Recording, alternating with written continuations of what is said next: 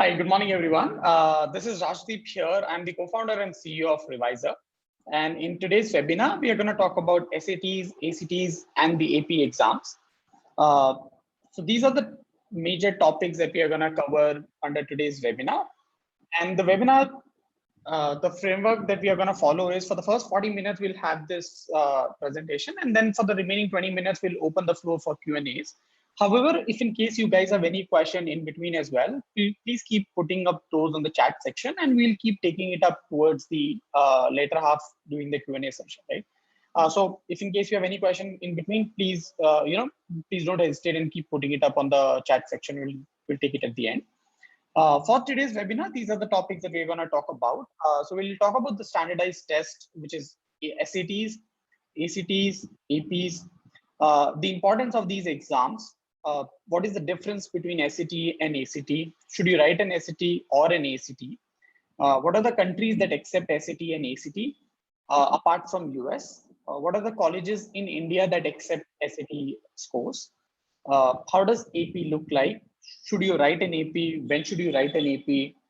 Who should write an AP? And then we are going to talk about very, very important thing, which is the timeline and in terms of when one should be doing all these exams between the grade 9 to grade 12. And then we'll talk about the ReWiser pedagogy in terms of how we as a company can help students or have been helping students to prepare for these particular exams. And more importantly, we'll also be taking a one slide, which is very, very important. And we're going to talk about the latest changes which are happening in ST starting March 2023 onwards. So any student who is in grade 10th, grade 11th, I think this is very, very important topic. So I think we'll be taking that up in one of the slides as well. Starting with that, I think firstly, let me just do a quick introduction about the company. So at ReWiser, we are a high school support company, which have assisted students worldwide to achieve their high school academic goals.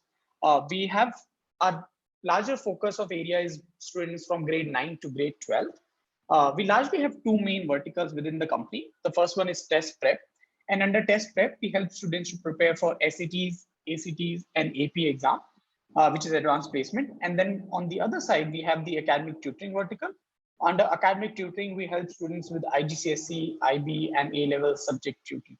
So these are the two main verticals that we have been catering to. We've been in the market for 5+ years now. We have catered to about 3,000 odd students, and we have been doing it across 6+ countries and about 10+ cities across India. So that is what we have done so far. Without wasting much of time, I think I will quickly jump onto the main topic of today's, which is the SATs and ACTs. So these are the two standardized tests.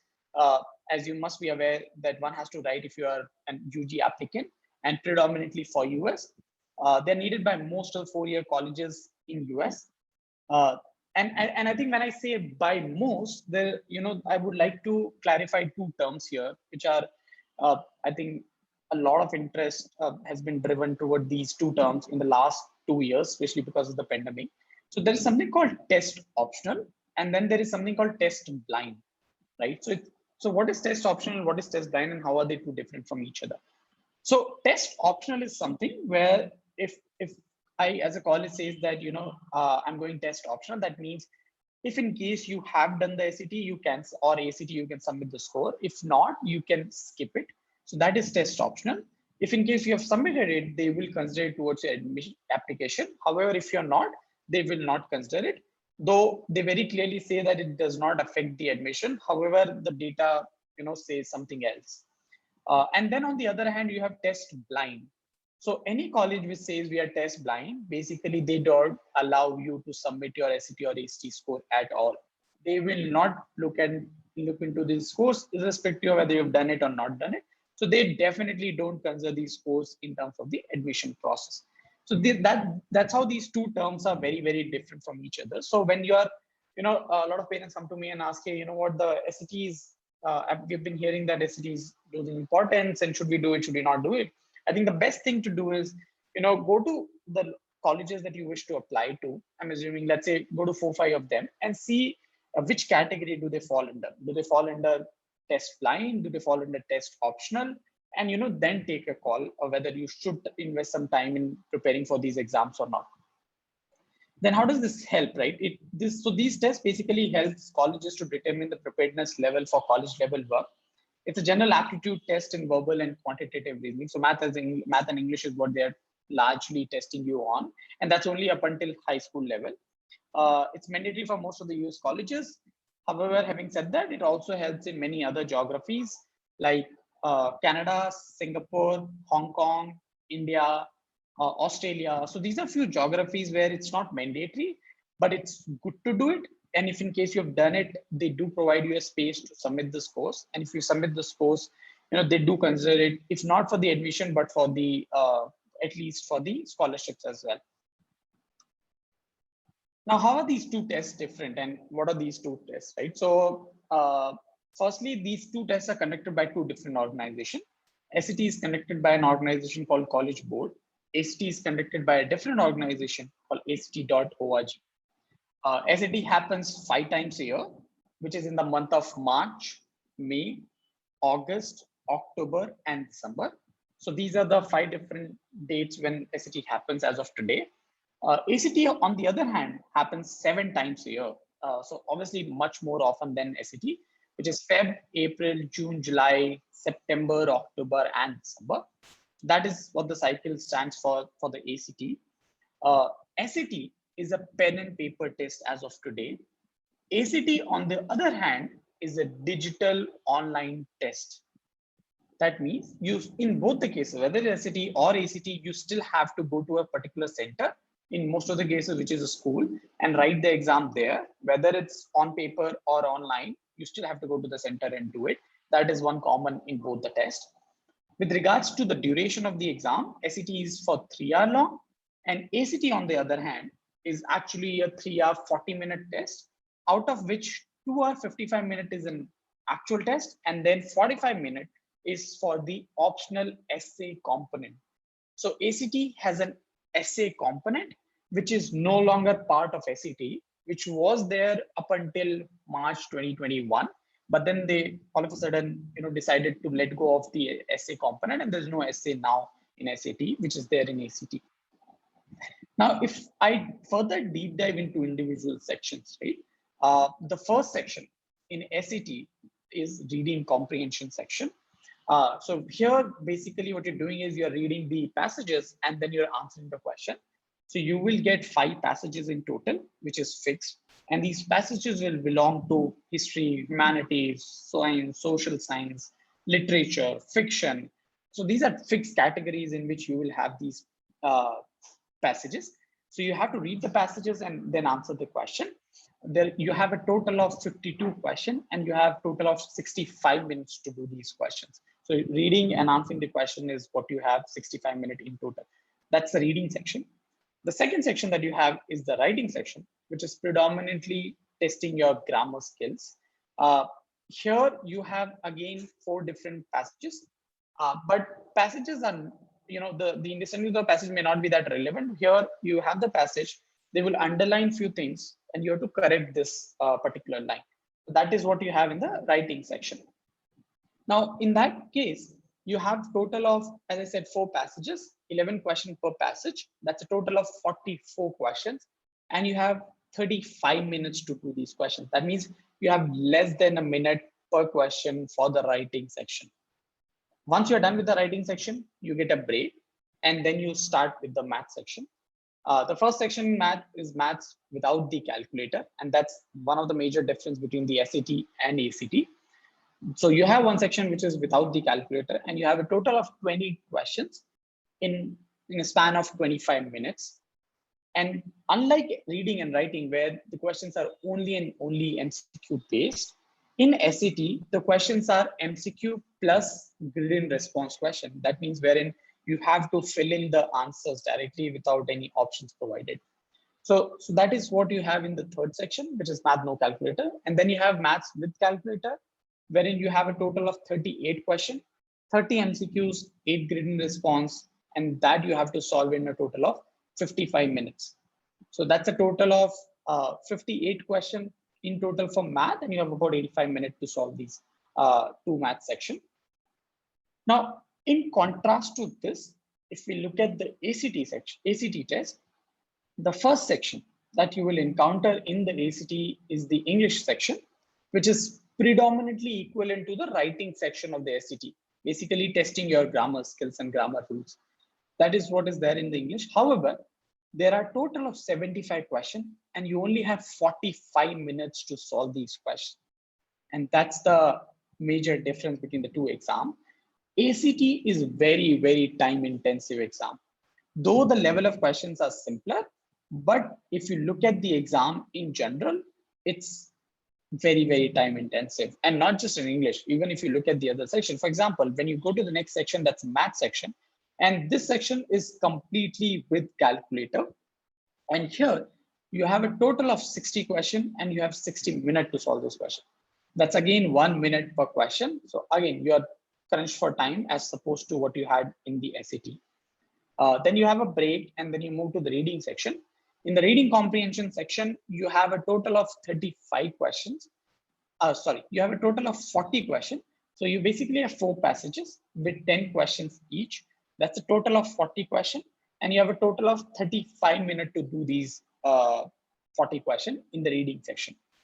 Once you're done with that, the next section is science. And I think that's very, very important to understand what this section is, right? Because, I get a lot of parents and students saying that, hey, you know what, I want to apply for science. So should I be doing the ACT, or I'm interested in, let's say, applying for business school? I should not do the ACT because there is science there, right? So, that's a very common myth among most of the students and the parents. However, I think the important thing to note here is in the science section, they're not testing your science skills. What they're testing is you have the science-based passages. So you're reading the science-based passages and then answering the question. So it's still the reading comprehension section, right? The only difference is here the passages would be science-based. If in case you're a science student, if you have done that particular experiment, which is being told here, you will always be at an advantage because you don't have to keep going back and keep looking at the data all the time. But even if you have not done it, you will still be able to solve this section. So even if you're not a science student, you will still be able to solve this section. So these are the 4 sections that you have in the ACT. And then you have the optional essay component, wherein you have to write one essay in a span of 45 minutes. You'll be given one topic and you have to present your viewpoint on that particular topic. And that's a total of 45 minutes that you get to write the essay. And obviously it is an optional component here. The next important thing to look here is the scoring. How does the scoring work, right? So for SAT, the overall scoring is out of 1600 points, which is 800 for English and 800 for math. And 800 for English is also further subdivided into 400 for reading and 400 for writing. So that is how the scaling or the scoring works in case of SAT. On the other hand, if you look at ACT, the scoring is out of 36 points. So how does this happen? So basically, for example, in case of English section, out of 75, you get a 74. Your scale score could be 35 out of 36. In maths, you got a 57 out of 60. Your scale score could be 33. So they will have a scale score for each of the section, and then they find the average of the 4. That becomes your final overall ACT score out of 36 points. So that's how the scoring for the ACT works. Again, in both these tests, whether it's SAT or ACT, there is no negative marking. So you should attempt everything irrespective whether you know it or not. You should do a guesswork as well towards the end, if in case you don't know a particular question. Now, since you're aware about the differences between the two, I would reiterate the major points here. The first one is, if you have to talk about, if you look at SAT, it's 50% maths, 50% English. On the other hand, in ACT, it's only 25% maths and 75% English. So somebody who enjoys maths more might prefer SAT as opposed to ACT. That's one difference. Second difference, the passages that you will encounter in the SAT are a lot more difficult than what you have in the ACT. So if you're somebody who does not enjoy difficult passages, difficult vocabulary, then you might want to prefer ACT, or might want to go the ACT way. Third is, we talked about this calculator. So for some student, maths without the calculator is a real problem. And if that's the case, you might want to look at ACT, because here you are allowed to use the calculator all throughout the section. So that is in case of ACT again. So I think that's another difference that you will encounter between these two tests. SAT is an pen and paper test, ACT is an online test. That's another major difference while you're deciding which test to take. However, it's good to kind of evaluate yourself based on these parameters. But I think what we have realized, it's difficult to kind of take that call right in the beginning. So what we suggest every student is to go ahead and write diagnostic tests.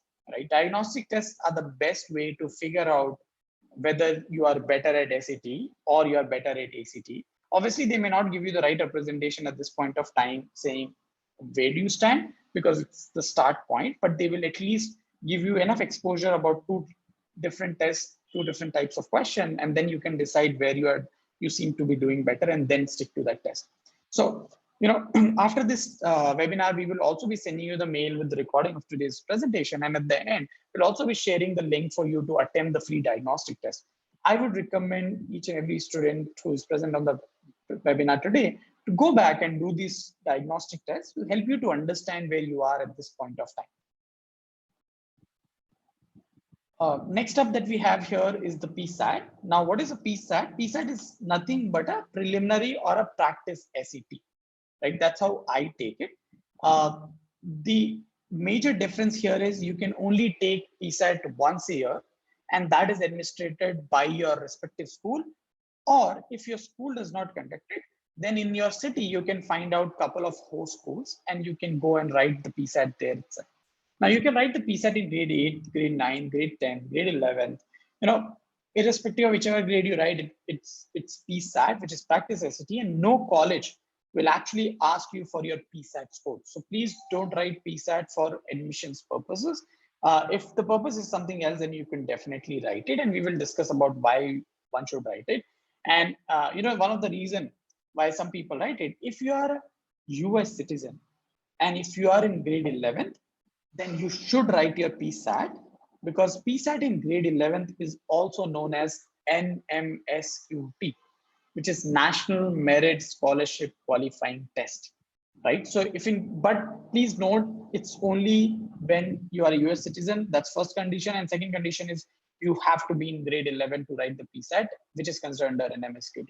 So I think that's an important point. Now, the other reason why some people write PSAT is also because some people want to go for summer schools, let's say after their 10th exams during the summer break. Now, there are some of the summer schools which allow you to submit your PSAT score, or which ask you to submit the PSAT score. Based on that, they sometimes take the admission, or in some cases, they might offer you scholarships as well. So that's also one of the reasons why some people write the PSAT, right? Now, in terms of the exam, how are these two tests different from each other between the PSAT and SAT, obviously? So as I already told you, right, PSAT is nothing but a shorthand version of the SAT, right? So, and that is what it implies here in the table as well. If you look at it, you still have all the 4 sections here. Just that you have less time and you have less number of questions, right? For example, the first section is the reading section. You have 47 questions, 60 minutes, as opposed to SAT where you had 52 questions in 65 minutes, right? Similarly, writing is one section which is same, whether it's PSAT, whether it's SAT. And then if you look at no calculator and calculator, there again, you have 17 and 31 questions as opposed to 20 and 35 respectively, right? So obviously it's a scaled down version.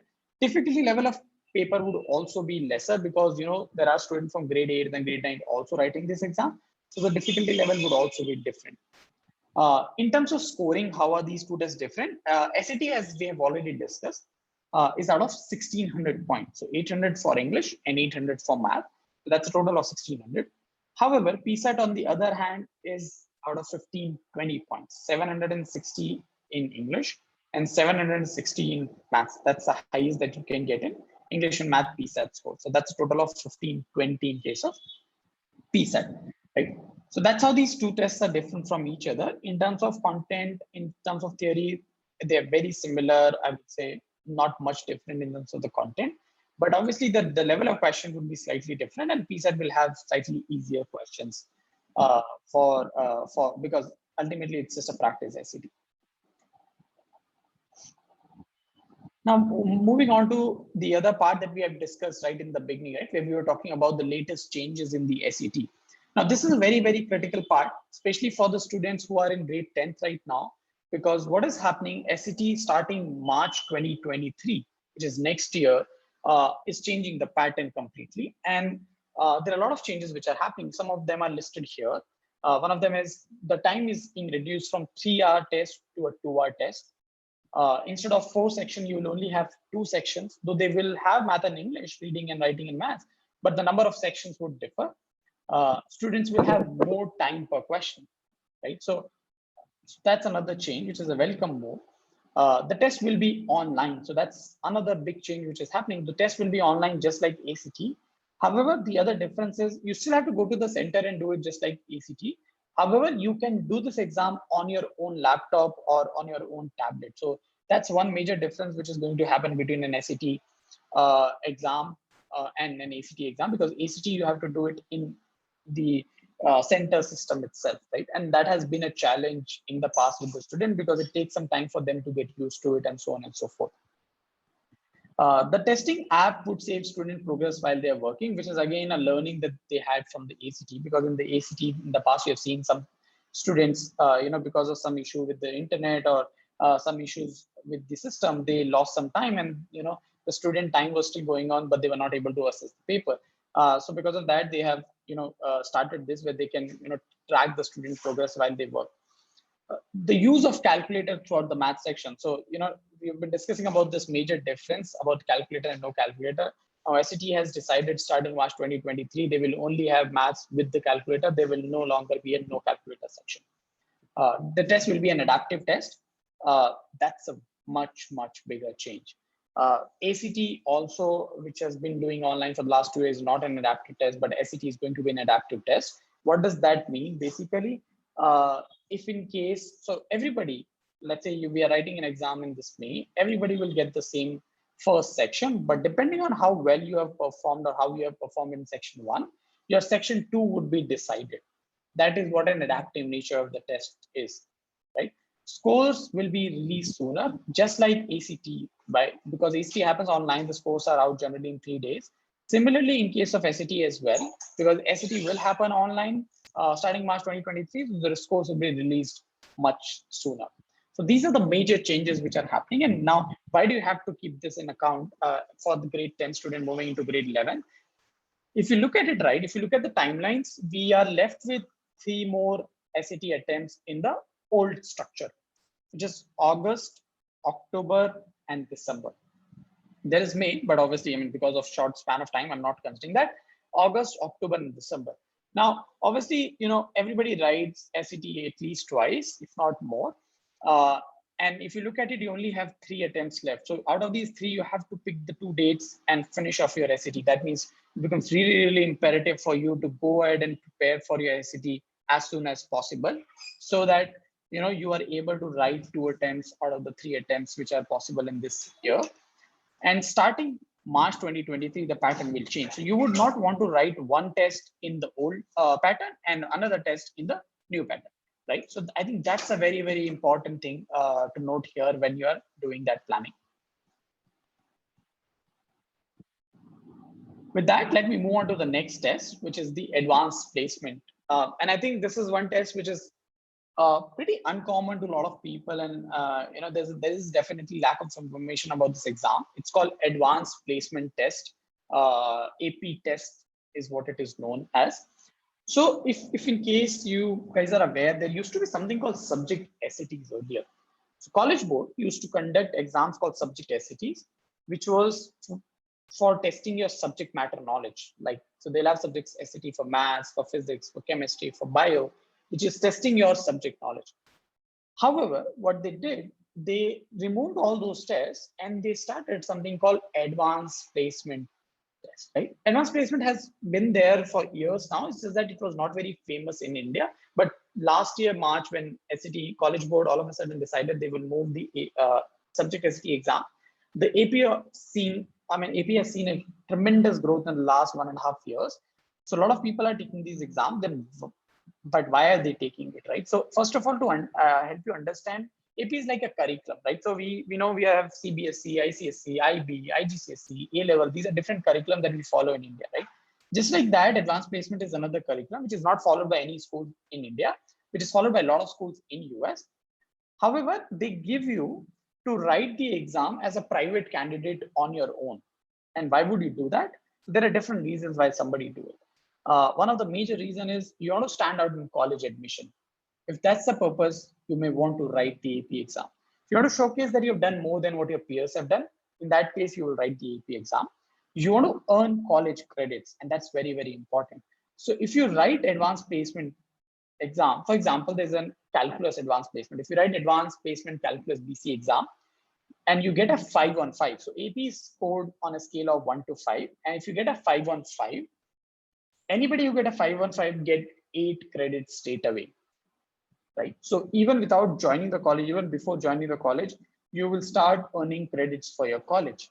Now, how does this help? It helps in multiple ways. One is obviously to save cost, because when you're sending the child abroad, you're paying for each and every credit that the child is earning there, right? If in case you have already earned before going there, then that's a big advantage, right? Secondly, it also helps you save some time, right? So for example, what happens in the first years when you're in the college, if in case you have done AP Calculus BC, I'll take the same example, and you got a 515, then, and you got 8 credits, what does that signify? That signifies that, you have maths in semester 1, semester 2, and semester 3. You can actually skip all the 3 maths in all the 3 semester and straight away move to semester 4 maths, right? It helps in multiple ways. It helps you to reduce your workload, burden, pressure that you will have, right, the moment you move there. Secondly, some people also use this time to look at if they can add on another, another subject. If they want to explore subject from another domain just to get an idea, if they want to add another minor to it, that's an idea. Right? So there are different people who use this time in different ways. You can skip the introductory classes, which I've already told you. Build rigor, again, the same thing. By rigor, I indirectly means that you're trying to do this for building your college admissions, right? Because you want to showcase that you're better than others, you have done more than what your peers have done. For example, if in some cases, what happens if in case for some reason I'm not able to do well in my IB math HL in grade 11, but I believe that I'm good at it, what I would do is I would write AP Calculus, AB or BC, or I would write AP Statistics, and I'll showcase to the college saying that, hey, you know what, I got a 515 in AP. That showcase that I'm good at the subjects. It's just that I couldn't do well for XYZ reason, right? So you can, build your story around it, right? That's how this AP exams. So there are different ways in people use these AP exams. But I think the most important thing to note here is AP happens only once a year, which is in the month of May every year, right? Which again brings us back to the same point, which I've been reiterating from very beginning, that the proper planning is something which is very, very critical, because you have to plan your AP well ahead of time, because these are not easy tests. These are college level exams. You can imagine if you're getting college credits, these are not going to be cheap, right? Now, if you look at these AP exams in general, so there are students who would write it in 9th grade, 10th grade, 11th grade. You can actually write it after 12th grade as well.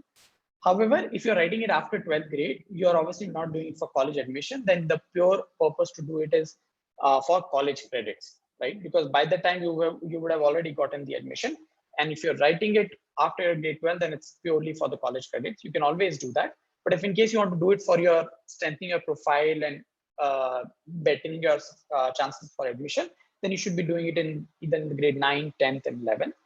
And you have to plan it really well in terms of what subjects can you do it in grade 9, what subjects can you do it in grade 10, and what subjects can you do it in grade 11, right? Because there are subjects like AP Psych, AP Computer Science, which are slightly easier in nature, AP History, which is slightly easier in nature. You might or you can do them, let's say in grade 9th and 10th, as opposed to the difficult ones, which is like AP Calculus, AP Physics, AP Chemistry. These are slightly difficult ones, which you would probably want to do only in grade 11, because you would have a lot of new content to learn. So that's predominantly about AP. AP in itself is very, very vast if I try and deep dive into it. However, we have done a presentation in the past on the AP. It's there on our YouTube channel. You can go and visit there. You'll get a good understanding in terms of APs. And if there are more questions, you can reach out to us back again, and we'll be happy to help individually. Now, I think the next important part that we wanted to talk about was the testing timeline, right? Now, when should one write this exam? Uh, there is SET, there is ACT, there is PSAT, there is AP, right? There is your college application, there is profile development, right? So you have grade 9, grade 10, grade 11, grade 12, right? So I see this journey as a 4-year journey wherein you are doing the profile development work. And on top of the profile development work, now you have to take care of these uh, academic or standardized tests, right? Now, in grade 9th, I would say you should do your PSAT just to get an understanding in terms of where you stand at this point of time worldwide, because it gives you a percentile. And then in grade 10th, you should write your SAT and ACT diagnostic.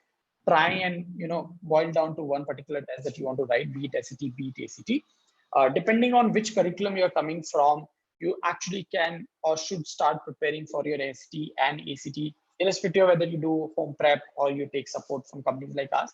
You should start your prep in grade 10th itself. And depending on which curriculum you are in, let's say if you're coming from a CBSE and ICSE curriculum, your board exams are generally in the month of March, April. So in that case, you could target, let's say, May of that year to finish off your first attempt of SAT, or August that year. However, for the students who are coming from IG and IB background, and they're doing May June cycle, then in that case, they again can target August as their first attempt right after grade 10th as well. Right, so that's how you could plan your SAT or the ACT first attempt. Uh, Even if you, let's say if you get a 1450, you want to improve your score, you'll write the second attempt, and that could be done same year in October or same year in the month of December. The reason why we are saying that you should try and do it in the first half of grade 11th or earlier than grade 11th is irrespective of whichever curriculum, whether you're in IB, IG, A level, CBSE, ISC, the jump from grade 10 to grade 11th is humongous, right? So it becomes, so we have seen enough students, literally everybody struggles after grade 10 moving into grade 11, right? So you want to make sure that the student does not have too much of burden while they're trying to cope up with grade 11. You want to keep the workload lesser and lesser if possible, and I think that is an important key there. And hence the recommendation is always to try and finish it before 11th or in the first semester, first quarter of 11th itself, right? And then that's the time you start preparing for your APs. And then in the month of May, which is right after your grade 11th exams, you write your 1 or 2 attempts of APs.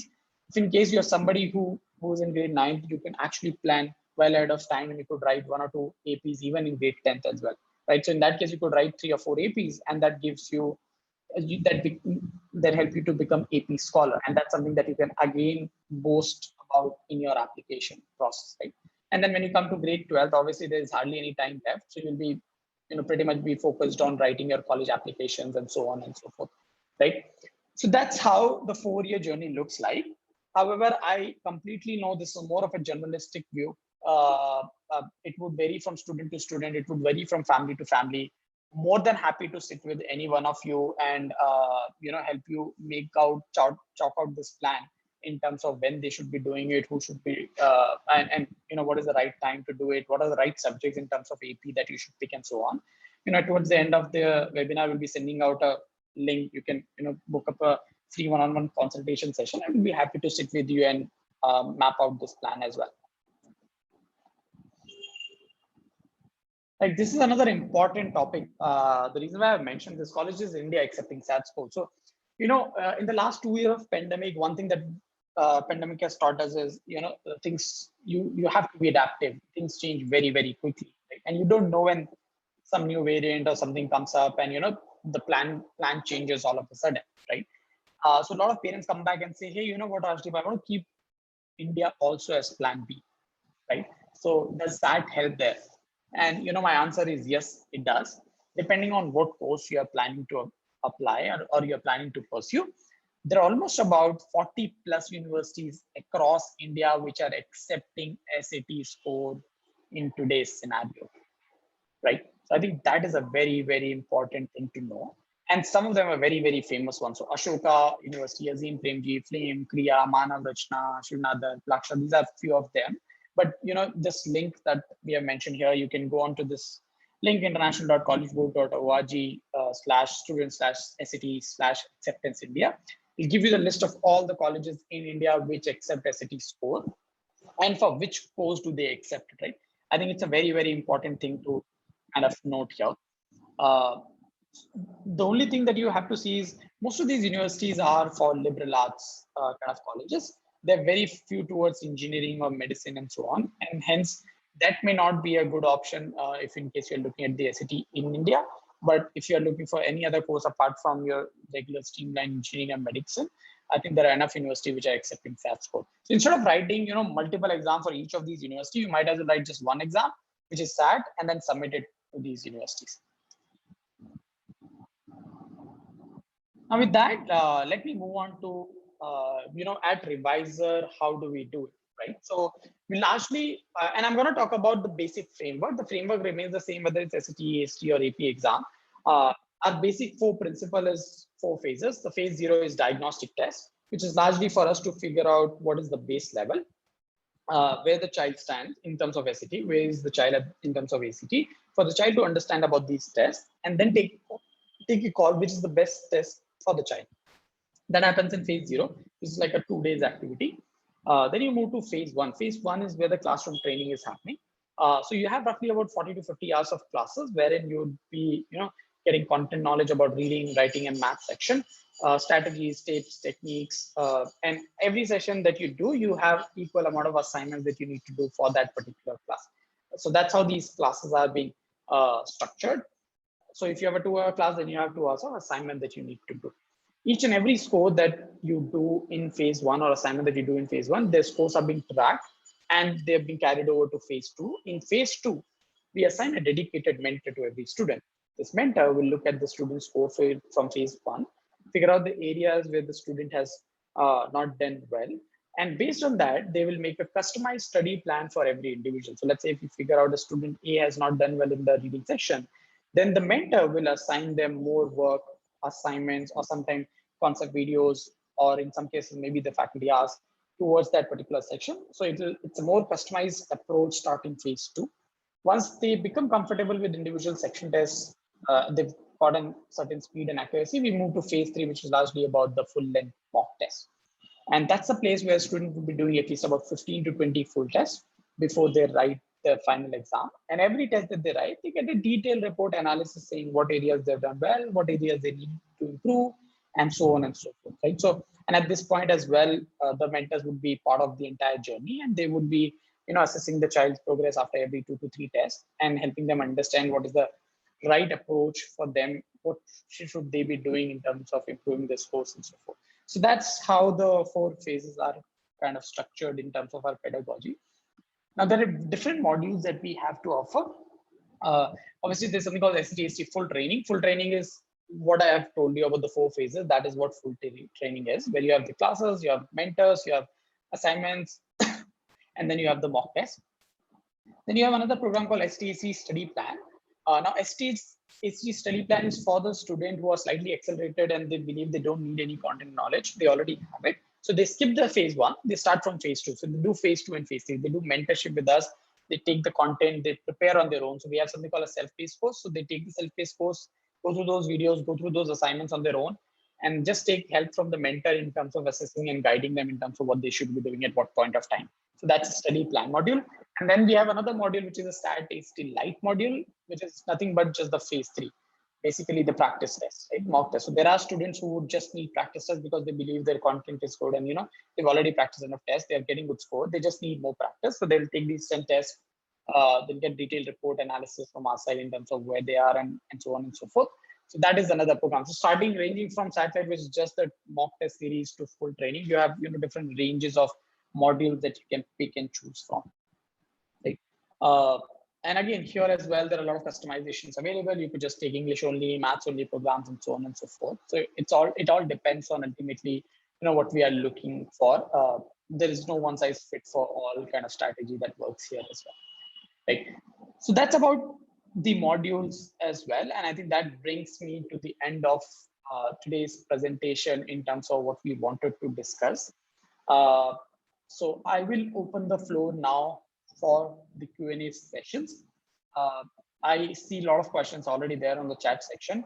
If there are more questions, please start putting it up on the chat section, and I'm happy to take it up from the chat directly.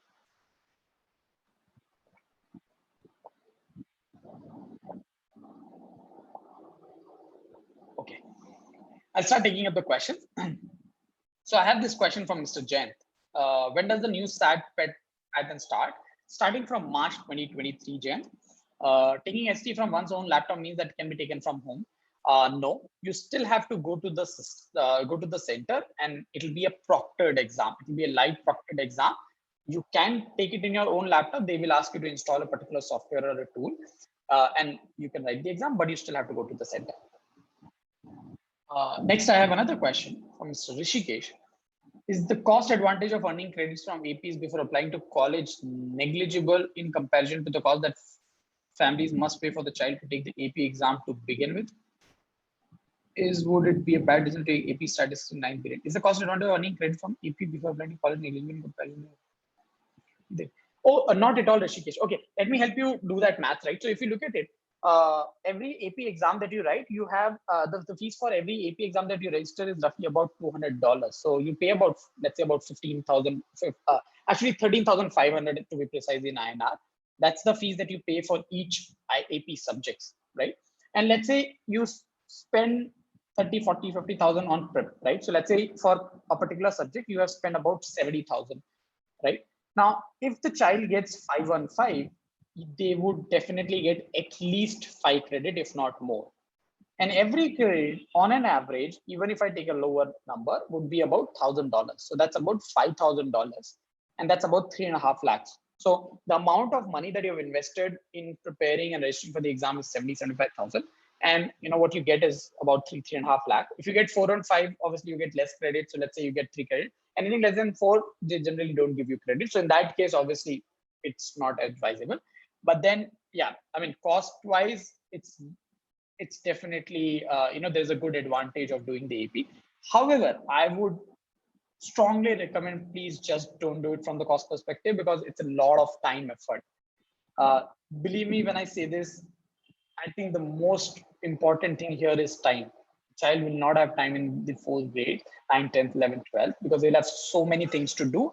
So my recommendation would be, make sure, don't do it for that saving that 3-4 lakhs. I think only do it if you feel this would help the child to better his or her chances to get admission in bettering the profile. Otherwise, don't do it. Would it be a bad decision to take AP statistics in 9th grade? Not at all. So we actually have one student this year who's writing AP statistics in grade 9. So it's difficult. Let me be very, very honest. But it depends on students to student. AP statistics in general is difficult because the grade 9 student would not have too much context about it, right? When I say they could take something like computer science and all, because a lot of these students today are inquisitive, and they probably would have learned some language by the time they get into grade 8, 9, right, in school. So it's easier to build up on that. However, AP statistics would be a slightly newer thing to catch up on, and hence it's slightly difficult. Though there are students who are doing it, but obviously the percentage would be small. Next, I have another question from Shiri Vashishta. How many AP exam would you suggest a student to take?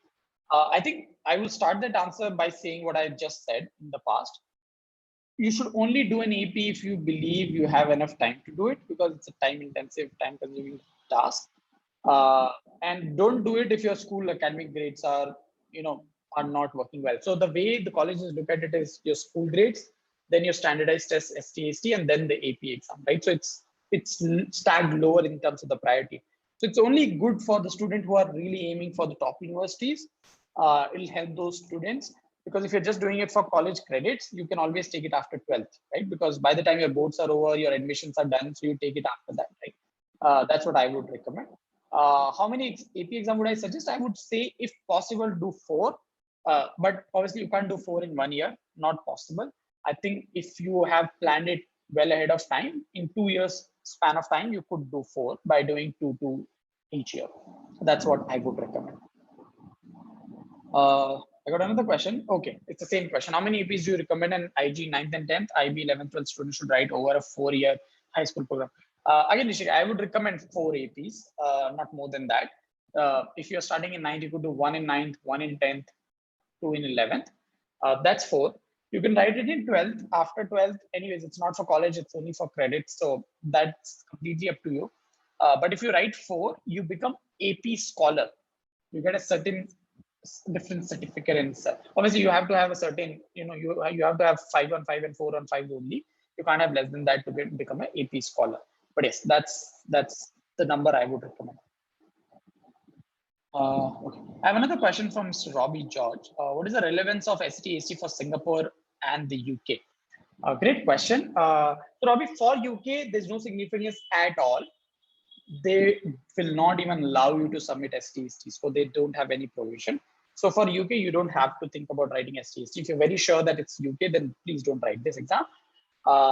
If it's Singapore, they do have a provision to submit your SAT scores, right? The moment there is a provision and the moment you have submitted it, if you have a good score, it will add up to your application, right? So what we have seen based on our experience, if you've done it, if you've done the STHT, if you have a good score, you should submit it for Singapore as well, is what I would recommend. The next question I have, would 9th and 12th students naturally not score poorly compared to those in 11th, 12th because the syllabus is not yet at grade 12? Jed, is this for AP? Sorry, is this question pertaining to AP or SAT, or PSAT? It is for AP? Specifically, but I would like to apply it for SAT also now that you pick it up. Got it. Great. So not really, right? As I said, I've seen students. I actually have a student who is doing 3 APs in grade 9: computer science, psych, and history, right? And I'm 200% sure this staff will get 5 on 5 in all 3, right? So, and then I have student in even grade 11th who are doing, let's say, the same course of AP economics or let's say AP computer science, and I know they most probably will not be able to get a 5 on 5, right? So I think you will have to see it 2 ways, right? There are few subjects which will always be difficult for 9th and 10th grader, right? And I would not recommend them to do it at that point of time. And subjects like calculus, statistics, physics, chemistry, bio, the hardcore subjects, right? Those, I think 11th and 12th grade students will always have an advantage because they have a much better base. They have done a lot of content in school, right? However, on the other hand, the other subjects, when we talk about science, when we talk about economics, when we talk about computer science, all these, or history for that matter, all these subjects are something that requires you putting some time. Now, it doesn't really matter whether you're a 9th or a 10th grader or you're 11th or a 12th grader. You're matured enough to kind of understand that content, right? So also the other factor or the advantage that 9th and 10th grade students have is the time, right? So they have more time at hand as opposed to 11th and 12th, because 11th and 12th is anyways very, very hectic and crazy. So it becomes really difficult for them to find out enough time to do and to focus on these AP exams. However, 9th and 10th students, though they may have done less content, but because they have more time, they can spend more time and hence be able to do well, right? So I hope that answered the question why, it doesn't really matter which grade you are in terms of AP. In terms of SAT, ACT as well, 9th, I agree with you. I think 9th is probably not the right time to write the ST or the ACT. 10th is the time when I generally recommend student. 10th or 11th is the time when I generally recommend student. And now SAT is very straightforward. There is no 11th grade content that you have there. So, everybody, whether you're in 11th or 10th or 12th, you pretty much have the same content that you've covered, which is being tested upon. So nobody is at an advantage or a disadvantage. The only thing is when you get to a grade 11th or grade 12th, the advantage is, like if you look at ACT science, right? So you probably would have done more experiments, right? So you probably have more exposure and experience by this time. And hence it will help you to basically, do well in those kind of sections, just by the virtue of you spending more time in the school, right? But otherwise there is no advantage or disadvantage. So I hope that answers the question. Yeah, one small follow-up. So SAT does not have any modules like on calculus and stuff like that, or it will be mostly math up to 10? SAT does not have any calculus or any of those. It's a pretty straightforward up until grade 10th level math. That's it. Okay, the highest that they go to is up until functions in maths, for example. thanks. Perfect. Next, I have another question from Mr. Ashutosh. Do you do any AP training? Yes, Ashutosh, we do AP training. We do it for about 12 subjects. That's what we cover. There are more than 20 subjects which are being offered, but we do about 12 subjects. If in case you need any help, please, there's this number on the screen. Save this number and you can reach out to him, drop him a WhatsApp message, and he'll be happy to answer. We have another question from Ms. Srividya. In terms of acceptance, what is the difference in ST in terms of country? Great question, Srividya. So if in case you are looking for acceptance, I would say SAT is more widely accepted as opposed to ACT across the globe. But if you look at within US itself, whether you are an SAT or an ACT, there is no difference at all. So if your priority is to apply to US, then you should prioritize which is the test where you would do better. Would it be an SAT or an ACT? And not think about acceptance, because in US, no college will differentiate between the two tests. However, if in case you are looking at other geographies as well, like I mentioned about India, Singapore, Hong Kong, all these places, ACT does not hold any value. It's the SAT. So yes, across the globe, SAT has more validation. Next question I have from Ashwin Mishra. When and where do we register for AP courses? Also, does ReWiser also offer prep for them? Okay, I forgot to mention that AP are again courses offered by College Board itself. So you can go and register on College Board website. Though you can't do it for the coming May because the deadlines are gone and so on. But for next year, if you want to do it, you have to go to College Board website. Under College Board, they have an AP section. That's where you register. Also, does ReWiser help? Yes, definitely we do help you prepare for AP exams. Yes, you can reach out to us. Next, I have a question from Srividya again. Cost of SAT and ACT test. Roughly about $125, $150, Srividya. That's the cost per test. We also diagnose, help, groom what subject a student should take if, let's say, student is not clear and relevant college to be targeted. Great question, Mr. Kim, but we don't do that right now. That's not under our purview. We don't do it right now. I have another question here from Mr. Pratyush. What countries accept ACT score, European in particular? None. None, as far as I'm aware of, Mr. Pratyush. Next question, how to decide which AP one should take?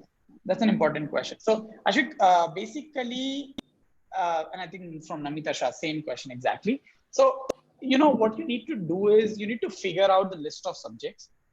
See, are there particular subjects that you're already decently comfortable with? You go to College Board website, go to AP's list, college subject list, and then out of those subjects, let's say I'll go to computer science and I'll check the syllabus of computer science. There are sample papers, there are past year papers also given there on the website. I'll click on that and I'll see, am I able to do 30-40% of these papers? If I am, then it's easy for me to build up on these papers, right? However, if I'm very, very new to these papers and, I'm only at 10-15%, then I know it's going to be a Herculean task. Then in that case, I would probably think about whether I should even write this AP or not, right? That's the way you will have to decide it. However, there is no standard approach. I think you'll have to sit one-on-one, look at your profile, look at what colleges you're applying for, what degrees you're applying for. So as I mentioned, so there's this webinar, and Sharath, if you can also share the link of that webinar, maybe in the chat section, which we did on the AP, which talks about how you can figure out for which course, which is the right AP. If in case you want to do mechanical engineering, then what are the APs that you should be doing, right? So there is that list as well. So if you want to go by that logic, that is also something that we could look at. What is AP Scholar and how does that help? It's basically, if in case you are aware in IB, you have an IB DP and normal IB, right? You have a diploma program. So it's just like that. Basically, if you have done certain subjects in SL and certain in HL, you get a diploma program. However, if you're not abiding by it, then you don't get a diploma, you just get an IB degree, right? Similarly, here, if you're doing 3 APs, 2 APs, just AP. If you do 4, you become AP Scholar. So it's just another way of representing and saying, hey, you know what, I'm an AP Scholar. When does AP exam happen every year? It's in the month of May, Srividya. It's happened actually twice. One is regular testing, another one is late testing, but both in the month of May. Another question from Ishwa. Is the SAT content a lot different from 2023? If not, why not one attempt in 22 and one in 23? Ishwa, there is no clarity on that right now. We don't expect that they will change the content. I think content will remain the same. But there's not much clarity right now. If not, why not one attempt in 21 in 20? I would not recommend that, Ishwa. Think about it, right? So let's say you prepare in one particular format in 2022, which is offline 4 sections, 3-hour test, and and then you suddenly write in 2023, which is different test altogether, right? I mean, offline, online test, 2-hour test, adaptive. Remember, all these standardized tests is not just about content, it's also about understanding how you will approach these tests, right? Standardized tests is also about strategies and techniques of doing these tests, right? So it's very, very important that you do both the attempt with same type, whether it's new or old. As long as if it's not unavoidable, I mean, if it's an unavoidable situation, then you can't do much. Do you understand, right, that college admission look at SAT first and then AP in that priority order? Yes, Jen. I think broadly you can say that. Next question from Ishwa: is there a limit to number of SAT attempts? No, Ishwa, there is no limit to number of SAT attempts. However, 2 is an ideal number. Max to max 3, but not more than that. Colleges don't take it very positively if you do more than that, because then it showcases that you did it because you could afford to do it. So you have an undue advantage in that case, right? So that's the way they kind of perceive it, right? So I would not recommend anybody to write it more than 5. 2 is an ideal number. The reason why I say 2, also there's logic behind it. So there are some colleges which allow you to super score. Now, what is super scoring? You can take English from one test and maths score from another test. That is super scoring. And hence I recommend students to take, test 2 times, just to make sure that you have understanding about the, your super score will always be better than your individual score. The next question from Ashwik: AP score 5, what does that mean? Ashwik, just like ACT is out of 36, AP is out of 5. Simple. So they have a scaling, like SAT is out of 1600, ACT is out of 36, AP is out of 5, right? So let's say if you score above 80-85%, you'll get 5 on 5. If you get between 70 to 80, you get 4 on 5. So they divide these criteria and then give you the scoring. And this changes every year. The next question I have here is from, I think, Pratish, I have it. I think you sent the same question to me in private. No question. No countries in Europe except ACT scores. Another question from Aditya: if the student has not taken history in high school, can the student do AP history to meet the college admission requirement? You can definitely do that, Aditya. And that's one of the subjects which is widely taken by a lot of students, even though they probably would not have done it in school. But that's one of the subjects a lot of people do, because some students are genuinely interested in AP. Oh, I can see Sharath has already shared the AP webinar link here. So if in case you want to have more clarity and you want to deep dive into the AP, please go through this webinar. I think that will give you more clarity, and we'll be doing this in next couple of months again. So if in case you want to attend back again, that's also possible. Next, I have a question from Siri: how many AP exams should a student take in order to earn an AP scholar? 4 subjects. Jayant, how's AP scholar relevant to the admission scholarship if it is based on the number of AP subjects taken? No, Jayant. So basically, there is no direct answer. There is no direct implication to it. It's not said that you do this many AP and this is what the result would be.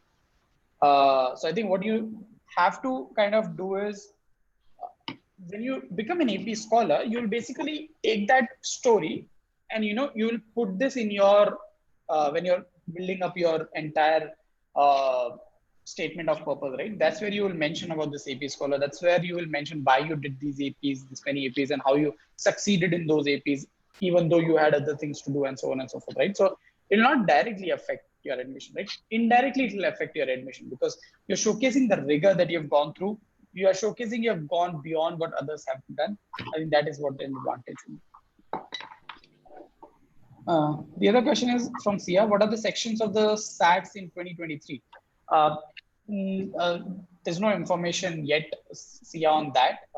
So we all are waiting to hear back from College Board. AP link does not seem to be right. Please check. Sharath, you probably want to send the direct link. Maybe what we will do is we will send you the link in the mail itself, and we are sending out the mail after this today's webinar. We'll send out the AP webinar link as well.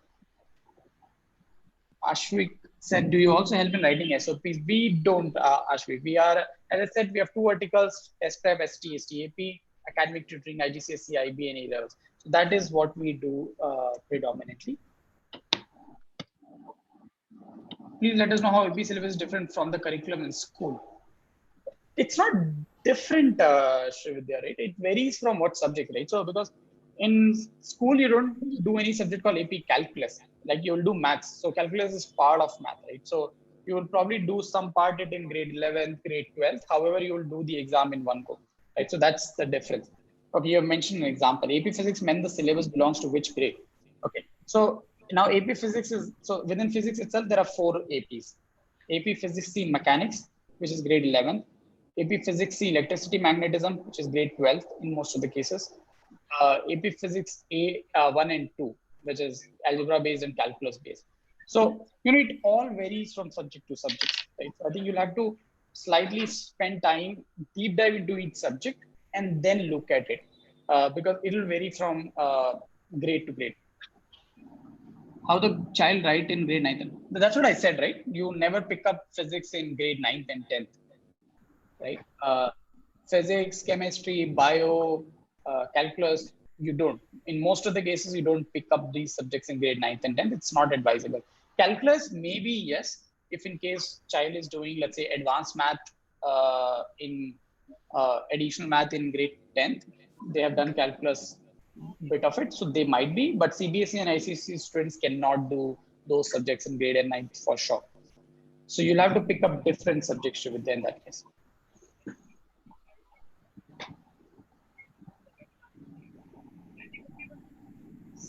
Yeah, I think this, okay, I got another question. If you take history as an AP, but it has no relevance to the subject one is selected for undergrad, how will it help?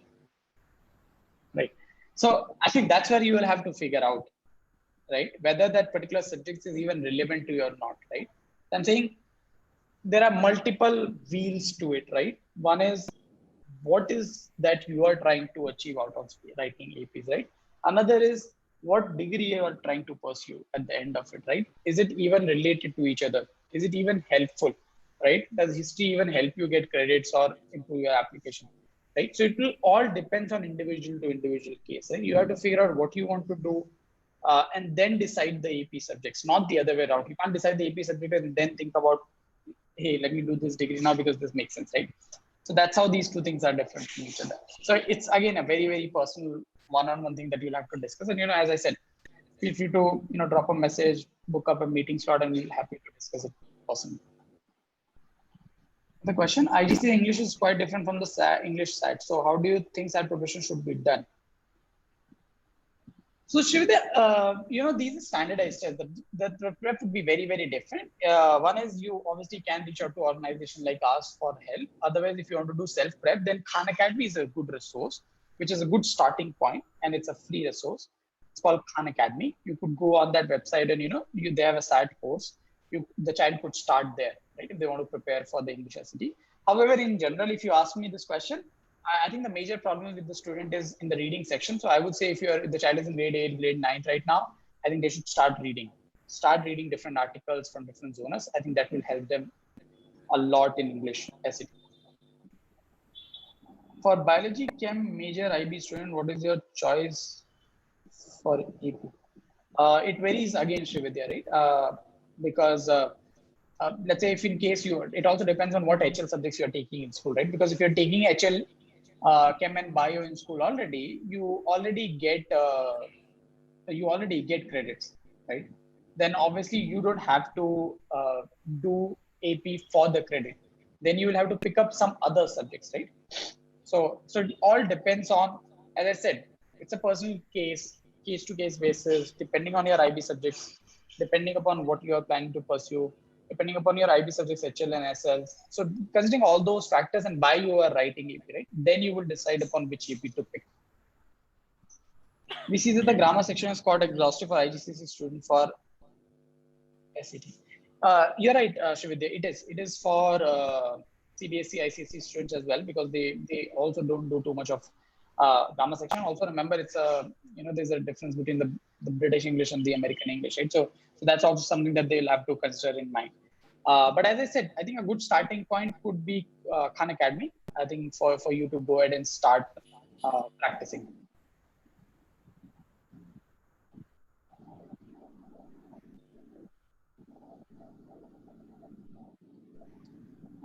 Another question for Ashwik. I like biology, but I'm not able to fit in my subjects and hence could not be able to take it. You think in that case I can go for AP? Exactly. I think you've mentioned it perfectly, right? So for some reason, if you're not able to fit in, because let's say for example, IB provides only 3 HL and you're not able to fit in that subject, but you really want to do it, you provide an AP for it. It could be a substitute, right? So that could be one reason why somebody would do an AP. Srividya, thanks for clearing so many questions. No problem at all, Srividya. More than happy to help.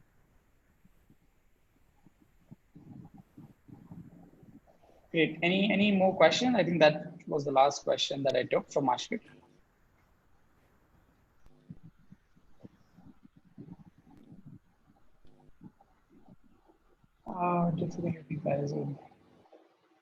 Yes, Jen, the recording will be available. So we'll be sending out the mail in next, maybe right before end of the day today, where you will have the recording for today's session available.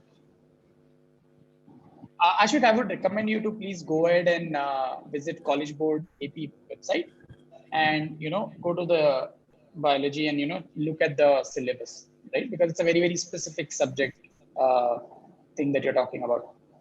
And it's very subjective, right? I mean, for me, it could be really difficult. For you, it could be really easy. Any discounts for Greenwood High students?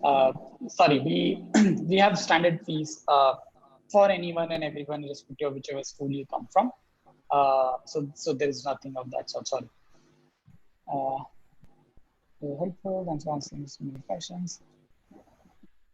Great. Thanks again. Thanks a lot. Thanks for attending in. I on a holiday. I hope this was useful, and I hope you have gotten some information out of this. More than happy to answer any more question if in case there is any. If we are not able to take up anything here, please drop in. We will send out a calendar link. You can fix up a one-on-one meeting with us, or you can call us. And we'll be happy to answer any questions again.